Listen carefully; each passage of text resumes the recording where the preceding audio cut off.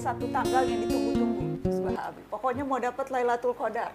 Jadi mempersiapkan diri untuk mencapai itu, tapi kerap kali kita masih ragu bagaimana caranya mempersiapkan diri. Apakah itu memang akan datang ke orang yang bersiap sejak awal, atau memang hanya ada hari tertentu yang dimana kita kejar, atau seperti apa? Lailatul Qadar sejak awal.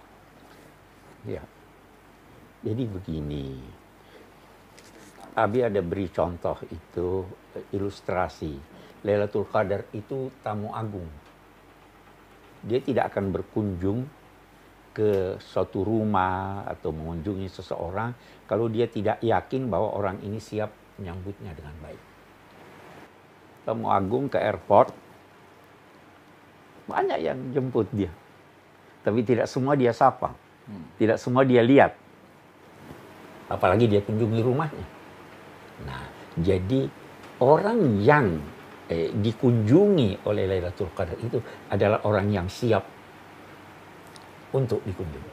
Nah, persiapan itu selama ini terkadang terlambat. Kita baru Lailatul Qadar malam 27 Ramadan. Ya tahu? Iya. Padahal mestinya sebelumnya.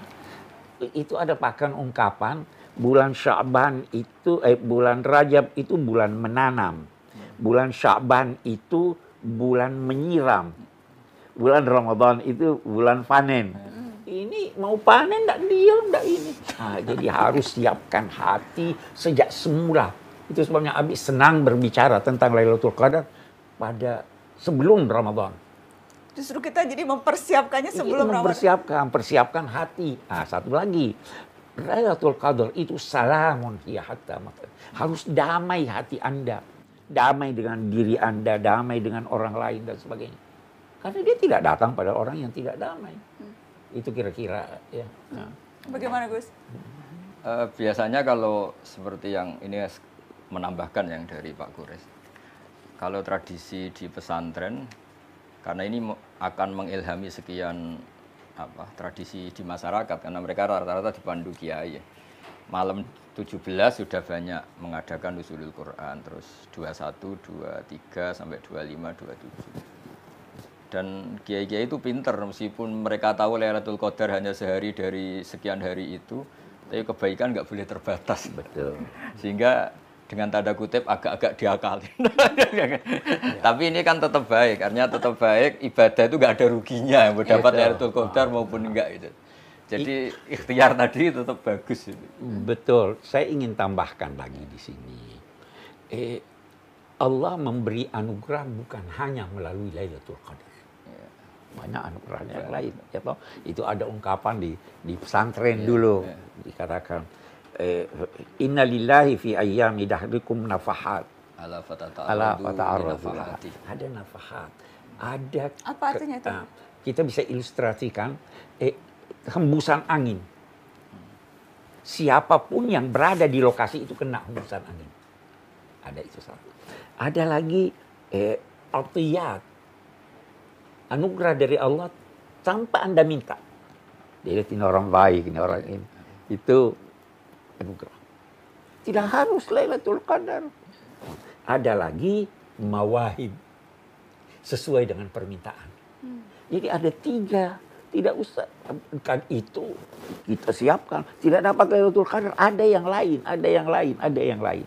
Ya, karena itu seperti kata Gus Bahak, kita punya kiai-kiai di pesantren itu mempersiapkan diri kan kebaikan dan aneka hal.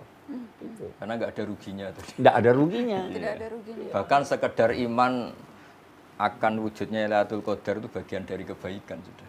Betul. Karena banyak juga nyuwun sewu yang terlalu ekstrim. Lailatul Qadar sekarang nggak ada, itu kan malam turunnya Quran. Sekarang Quran sudah tidak turun lagi, kan malah ngeri kalau seperti itu.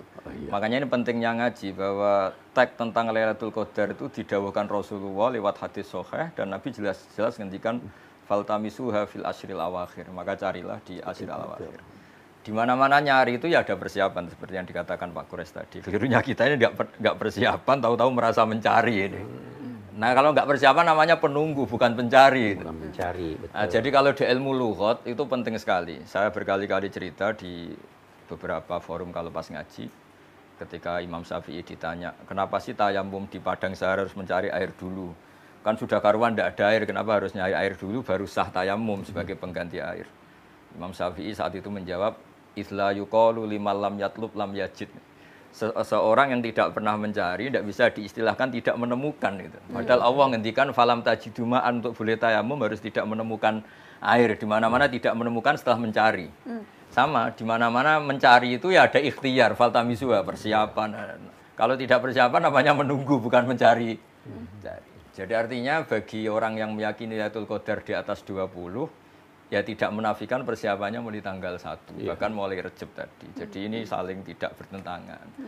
Dan kalau kita bicara persiapan, apakah itu artinya persiapan ritual kita tambah, Bi? Jadi sholat sunnahnya ditambah, ngajinya diperbanyak, hal-hal seperti itu yang dimaksudkan dengan persiapan, atau bisa lebih dari itu? Kalau saya secara pribadi ya, dan ini lagi-lagi ngikuti panduan kitab-kitab. Makna Ramadan kan nyari pahala. Nyari pahala itu paling enggak ya dapat ya. Kalau dapat nggak dimiliki orang lain. Sehingga Rasulullah sering mencontohkan jangan ngerasani, jangan berdosa saat Ramadan. Karena nggak sumbut coro Jawa itu. Kita dapat pahala kemudian hilang karena diambil yang kita rasanin, kita gosipin, kita fitnah. Sehingga perhitungan-perhitungan hukum harus matang. Apa artinya Ramadan kita makan riba, misalnya apa artinya Ramadan kita makan hal yang haram atau ngerasani. Kan dicontohkan ada 2 perempuan yang sering puasa sunat. Kemudian dia sampai pingsan, terus disuruh Nabi berbuka, terus kata Nabi, ini puasa dari sesuatu yang halal, tapi tidak puasa dari sesuatu yang haram. Terus 2 perempuan itu disuruh muntah, ternyata muntah darah itu. Terus kata Nabi, ini makan a'rodan nas, ini makan harga diri manusia itu. Nah sehingga hukum-hukum tentang puasa itu harus selain hukum dasar fikih, tidak melakukan sesuatu yang membatalkan puasa itu baku ya, juga pakai hukum-hukum ilmu tasawuf, yaitu menjauhi riba, menjauhi namimah, menjauhi. Itu yang lebih penting.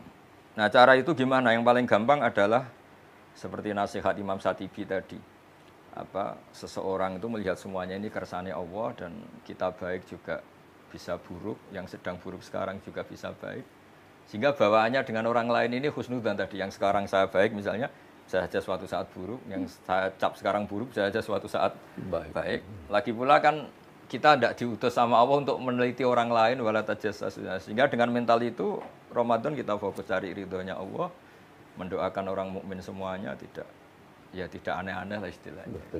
Itu persiapan yang penting sekali. Justru yang paling penting itu bersangka baik, memohon keridhaan, kemudian introspeksi diri, itu ya, Biku. Iya. Satu hal yang saya ingin tambahkan dari Gus Baha, istilah Al-Quran itu amal soleh. Kegiatan penggunaan daya yang bermanfaat. Jadi tidak harus hanya banyak salat, banyak ngaji, ya kan? Memberi muka orang itu amal soleh. Lahu ajri shaim. Ya kan? Jadi semua kegiatan yang bermanfaat untuk diri, untuk masyarakat, itu semua bisa mendekatkan seseorang kepada Tuhan. Bukan hanya salat. Bukan hanya baca Quran. Kalau baca Quran lagi saya mungkin karena saya banyak tidak mau berkata banyak membaca, tapi itu tekanan studi saya, faham Al-Quran, bukan sekedar baca. Tadarus kan itu artinya saling mengajar, saling. Itu.